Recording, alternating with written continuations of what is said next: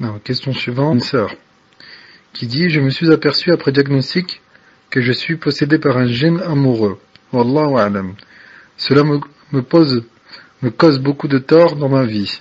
Je subis des agressions de la part de cet intrus et je fais souvent des cauchemars. J'ai fait ruqya plusieurs fois, Allah ne m'a pas encore guéri. Que me conseillez-vous, barakallahu fikum? Tfadal cheikh.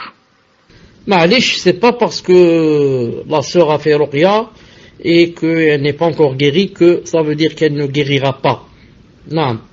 Donc il faut, si la sœur ne fait pas encore des ruqya, au moins il faut qu'elle lui ferme beaucoup de portes. Comment lui fermer les portes? En faisant beaucoup l'adhkar, en lisant beaucoup de Coran, en faisant le possible pour ne pas être distraite.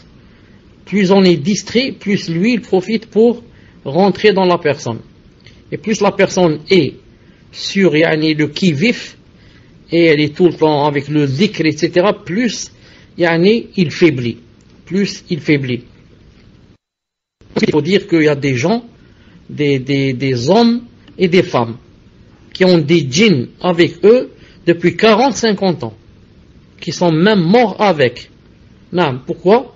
Parce qu'il y en a certains qui sont vraiment difficiles et qui ne sortent pas facilement d'un côté et de l'autre, car la personne qui est possédée ne fait pas les efforts nécessaires et n'apprend pas la aqidah, etc., pour le faire sortir. Donc lui, il combat et il ne sort pas.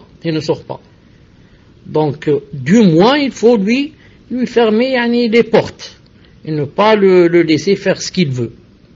Si je ne peux pas le faire sortir, ou du moins pas maintenant, alors du moins je lui ferme les portes pour qu'il ne fasse pas ce qu'il veut.